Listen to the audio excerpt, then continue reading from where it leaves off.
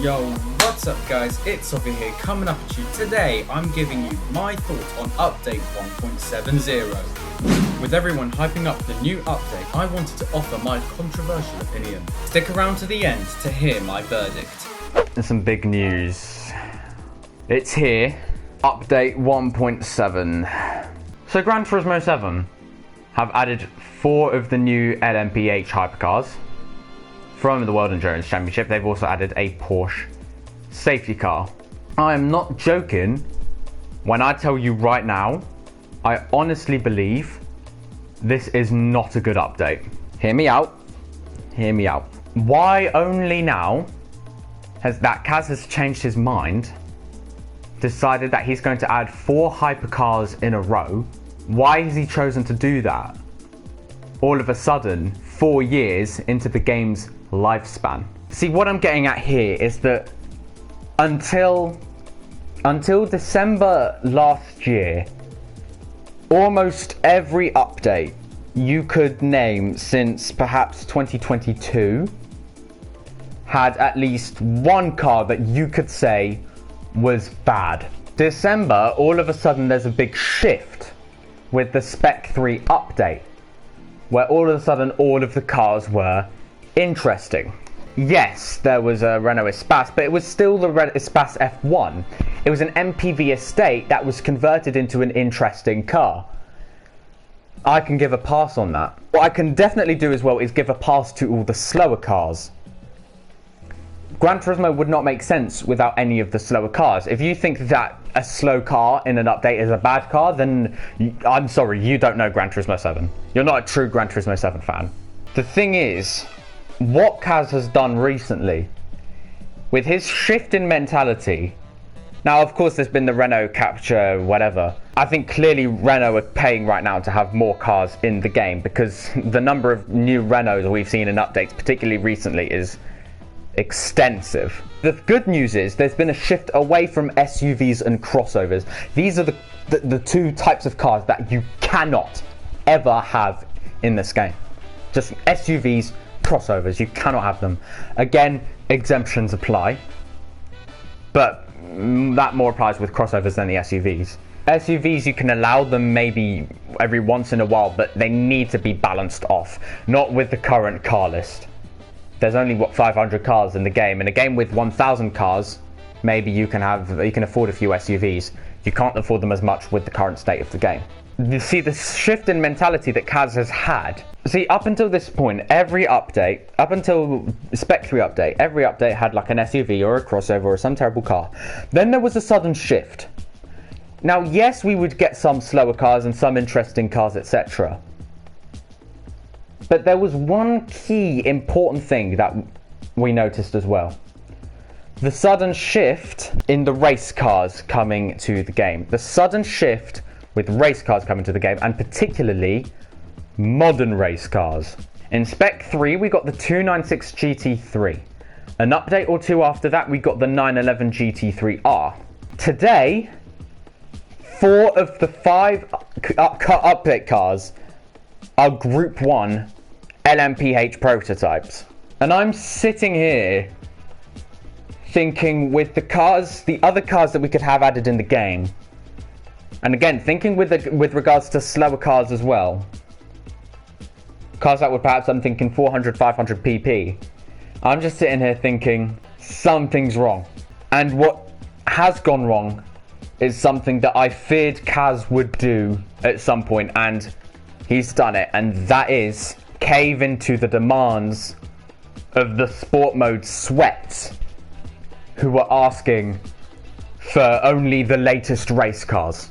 And that's annoyed me. Gran Turismo is not an elite sim. I mean, yes, you have things such as the World Series, and you have the, yes, obviously you have that.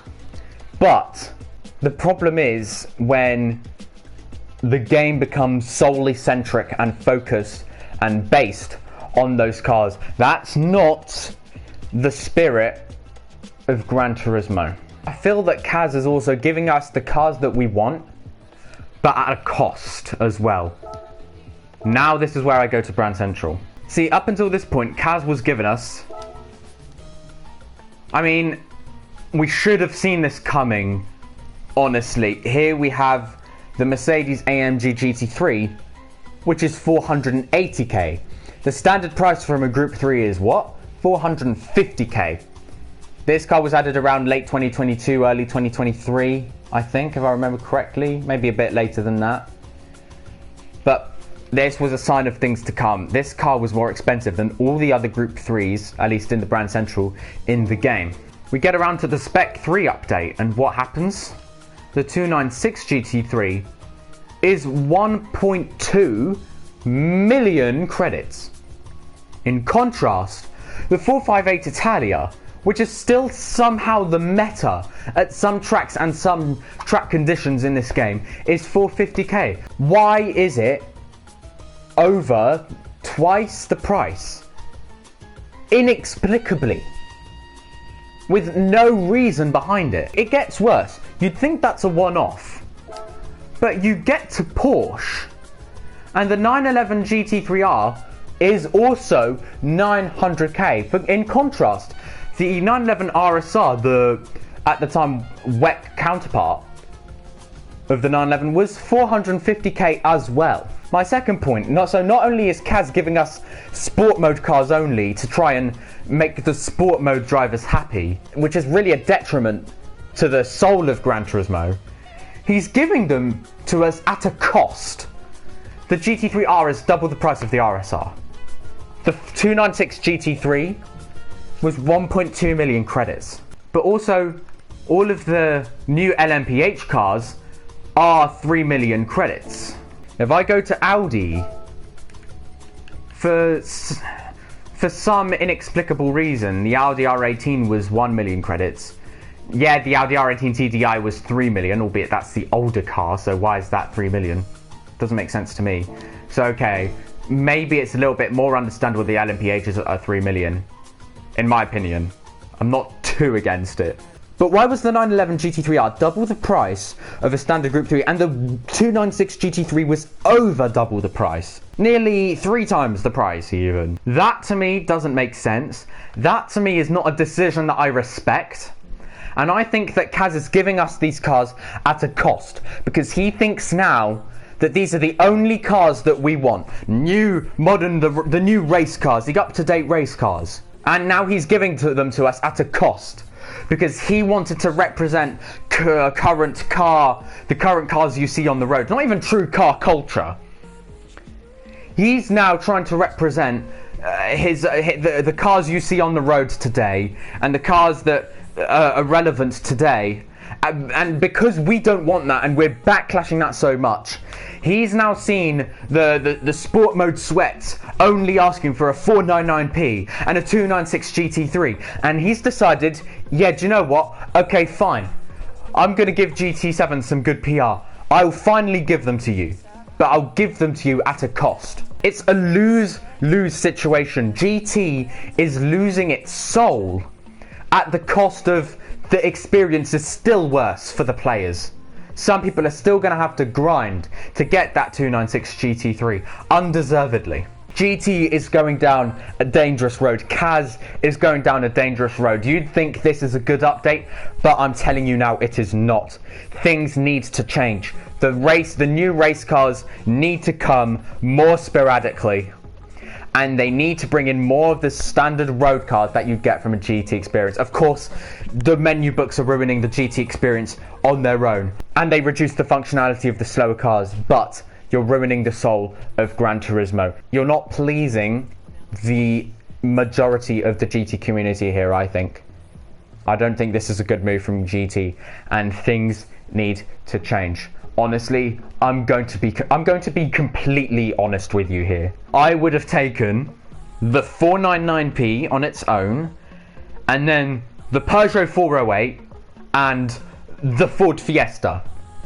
I would have taken those 3 cars over this update. The 911 safety car, fair enough. I would have taken the 499p, the Porsche safety car, and the Ford Fiesta over this update. The strategy in the first place was to add these LMPHs sporadically in the first place without introducing these stupid SUVs. If every SUV was a race car, I would not be here complaining. If the CX-30 was the 499p, if the CHR was the BMW hypercar, if the Avantime was the 296, if the Qashqai was the 911 GT3R, that was the strat in the first place. That was the strategy, and I would not be here complaining now. That's all Kaz needed to do, which was add the LMPHs and the new race cars sporadically in the first place. But now he's just serving them to us on a plate. You could argue that he's compensating now. But what are the chances that next update he could still be throwing in an SUV, because he's decided that he's giving us what we want at a cost, but he's trying to get back at us. GT is going down a dangerous road, and in order to recover this, you need to be adding the slower cars and the medium speed cars along with the higher speed cars, because I don't want just supercars, and most people shouldn't want just supercars. We need the slower cars as well, and these are cars you need to be bringing into GT7, because GT doesn't make sense without them. You can't just remove the soul of Gran Turismo by just throwing the LMPHs and the GT3s at us, and then every other update you'll just chuck in another Renault SUV. No, that's not how it works, Kaz. That's not how it works. Kaz, I'm speaking directly to you when I say this. The new race cars need to come sporadically, and they need to come alongside the slower cars and the medium speed cars and the supercars. They need to come alongside them. They all need to come separately. Just stop the SUVs and the crossovers permanently. That's all you need to do. Just stop the SUVs, and we will be happy, and I will be happy, and I'll not be complaining from this point onwards. Guys, thank you so much for watching this video and for hearing me out. Let me know what you guys thought of this update in the comments below. Join the membership for just £1.99 a month to get access to exclusive features, including early access to my latest videos. Join our Discord server, link is in the description.